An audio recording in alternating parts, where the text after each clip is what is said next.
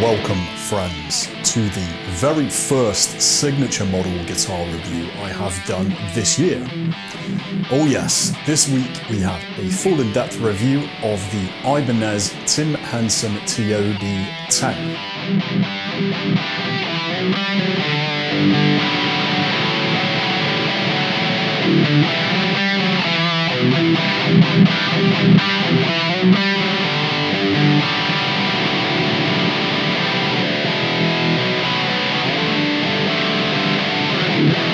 This current lineup of Tim Henson's signature guitars from Ibanez has proved to be some of the best-selling guitars they have ever released.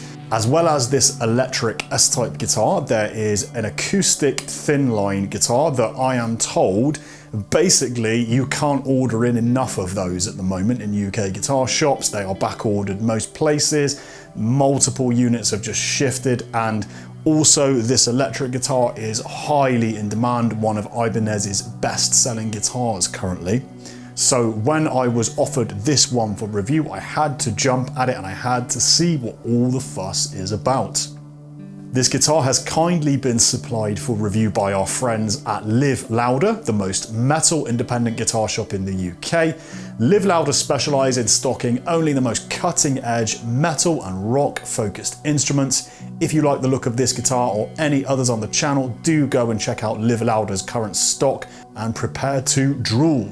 Now, as you can already see by this guitar, this is kind of a hybrid of Ibanez's S-Type, but with Fender-y influences, shall we say. There is clearly a Strat type neck on this thing with a Strat type nut.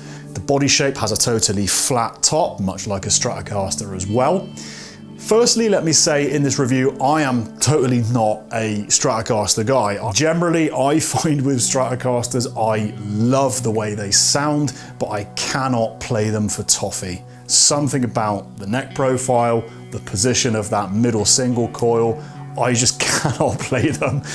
So when I was offered this guitar for review, I was fully prepared for this just not to be my cup of tea at all, and to more be like a curiosity and me kind of stepping outside of my comfort zone. But as you're going to see in this video, I am so surprised with how much I've enjoyed playing this guitar, and also how really straightforward and easy I'm finding it to play.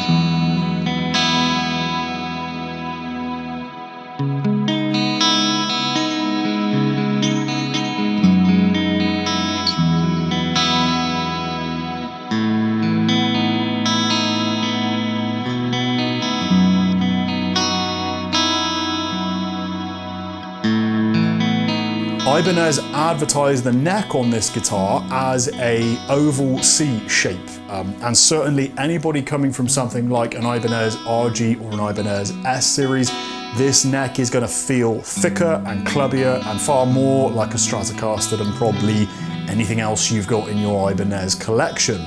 I'm used to playing a thin C or a thin D shaped neck. Here is a comparison with a typical 6-string from my own collection, and you can just see the difference in thickness and the shouldering on this neck. Specs wise, the rest of the guitar, clearly as you can see, this is a roasted maple neck. ebony board, proper Graphtec Fender style nut. We have, in my opinion, the best locking machine heads on the market, which is Gotoh Magnums.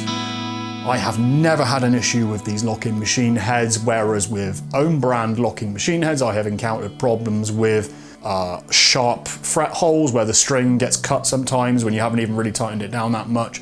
These are a fantastic set of locking machine heads, really pleased to see those on there. A basswood body, we have a Gotoh non-locking tremolo, and we have a set of proprietary Tim Henson signature model pickups from Fishman. There is a couple of really nice attention to detail points, such as the 45-degree angled barrel jack. That's a really cool addition, and it really lends itself well to having your cable tucked inside your guitar strap. Really nice addition, that. A couple of other added niceties with the spec are the addition of luminescent side dots on the neck. These are not proper branded lumen lays, so they're not quite as bright as the real thing, but they're a really nice addition. And let's all have a cheer and a round of applause for the fact that this thing comes with a gig bag. Hooray! Now, I really was surprised at how quickly I got used to this thicker D-oval style neck. I really haven't found it that difficult to transition over to playing this thing. Certainly far less difficult than I thought it would be. But for someone like me who just doesn't get on with regular Stratocasters, this thing is such a great kind of hybrid.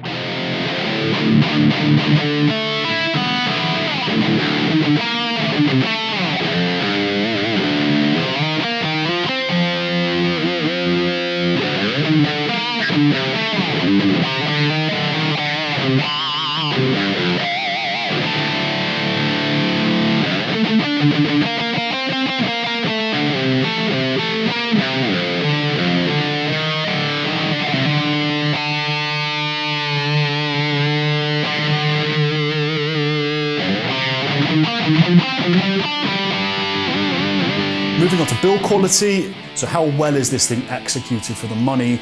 I have to say, build quality, there is no functional issues with this guitar at all.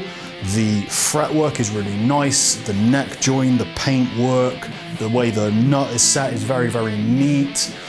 These are stainless steel frets, and as we know, recently on the channel, I've been getting really annoyed with receiving some guitars that have like sandpaper for stainless steel frets. A good example of this is if you go and look at my recent review of the Jackson Pro Plus DKA.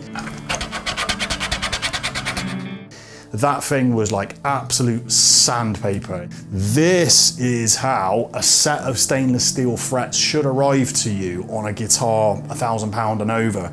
These things are polished to oblivion, and listen to this.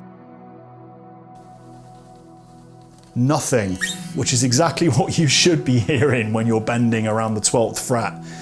The standard headstock on this guitar with a string tree for the top 2 strings. Something just to note, when I've been playing high gain stuff through this guitar, I have been getting quite a lot of string noise behind the nut, to the point where I have had to mute it with one of these fret wraps. Otherwise, I'm getting kind of high frequency feedback and just string noise. So something to bear in mind. I find myself having to do that on most of my guitars, to be honest, because I like to play with big slabs of chunky, bitey gain. So just something to bear in mind. You're probably going to need a piece of foam or a fret wrap for the proper metal focused stuff if you're playing that on this guitar.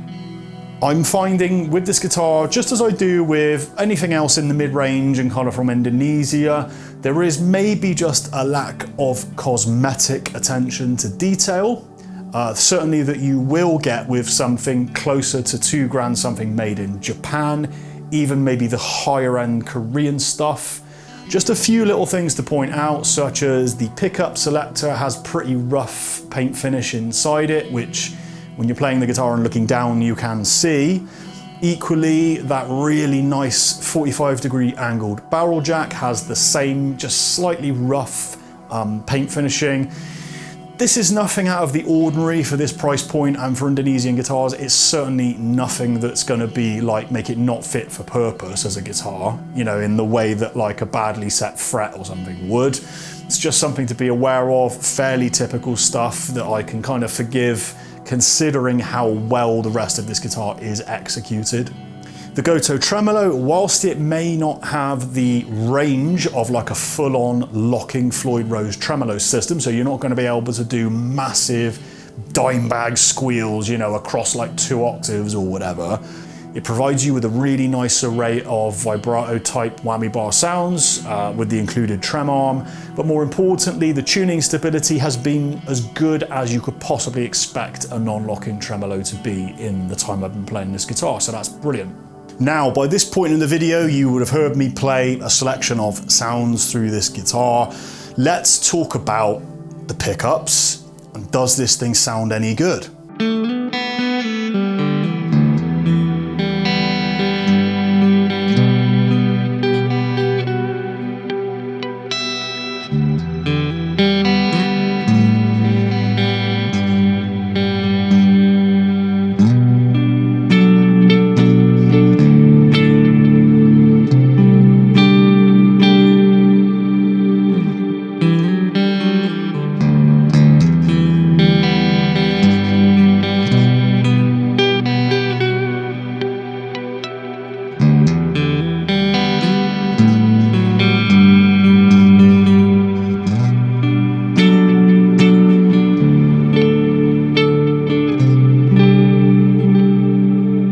Pickups in this guitar are really quite unique.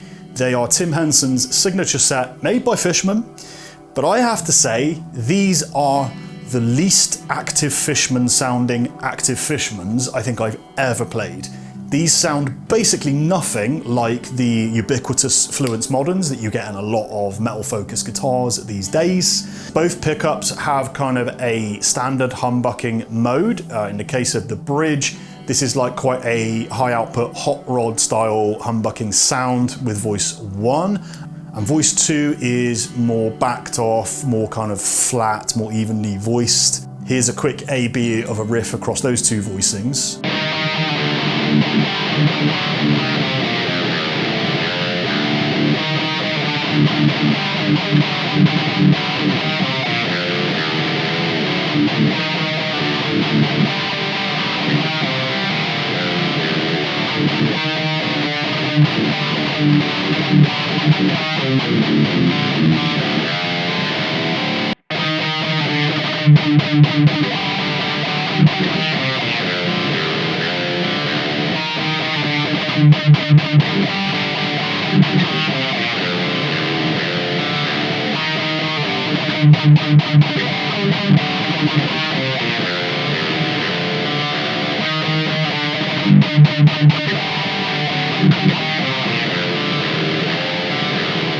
With the neck pickup, again, you get a kind of sweet, high output, kind of hot rodded neck on voice 1, but voice 2 is a nylon stringed acoustic type sound. And it really does sound like a kind of nylon string acoustic, almost like a thin line acoustic might sound.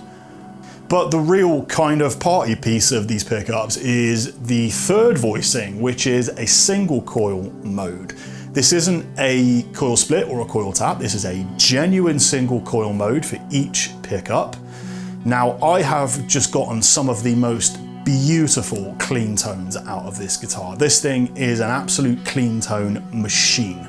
The bridge single coil sound is just beautifully chimey. It really does sound like a single coil equipped guitar. It doesn't just sound like a set of humbuckers with a coil split or a coil tap added, which in my experience can sometimes just sound like a thinner, quieter humbucker. It doesn't really sound like a single coil.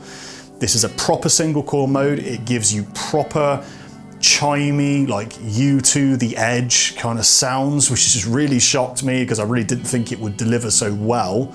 The 5-way selector also gives you the option of using the single coil mode on both pickups, which is a slightly more fuller, more rounded off kind of sound.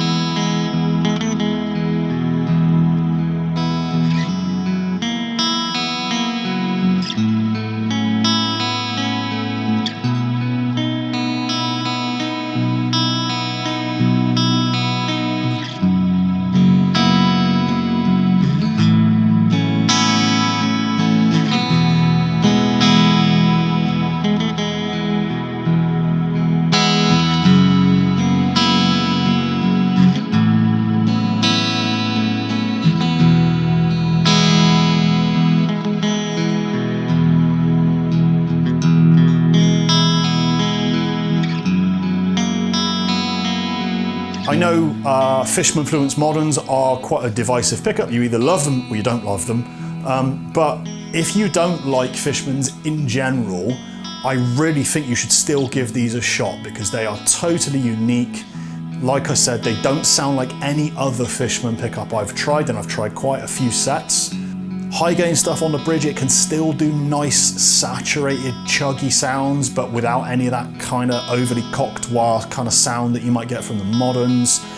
I've just gotten lost in ambient clean stuff on this guitar for just hours in the time I've been playing it. Overall, the sound of this guitar, as you would probably expect from something that's a bolt-on with a roasted maple neck, is just ultra bright, ultra snappy, huge amounts of note definition, which is superb for cutting through a mix. Maybe the downside of that is that your mistakes on something as bright and snappy as this are just going to be super obvious. So maybe your reason to practice a little bit more. Now, surely, seeing as these are some of the most popular selling guitars in the UK at the moment, there should be somebody watching this video who owns one. If there is, please chuck me your thoughts and your experiences in the comments section. I would love to know what made you purchase this guitar, how you found your experiences with it. I do have one of the thin line acoustics on order with Live Louder, so as soon as they get one of those in, I'm going to be getting one of those acoustics in for review as well. Apparently that is one of the best selling guitars of the past 12 months across Live Louder and multiple other guitar stores, so I'm absolutely going to check that out, see what all the fuss is about. At the time of doing this video, we are just unbelievably close to 10,000 subscribers. We are like maybe 300-400 away. Over 90% of you watching this video are not subscribed to the channel, so it would mean the world to me, and I'd be so grateful if you could please hit that subscribe button and let's get us over that 10K mark. Until the next chilled review, do take care of yourselves, and I'll see you soon.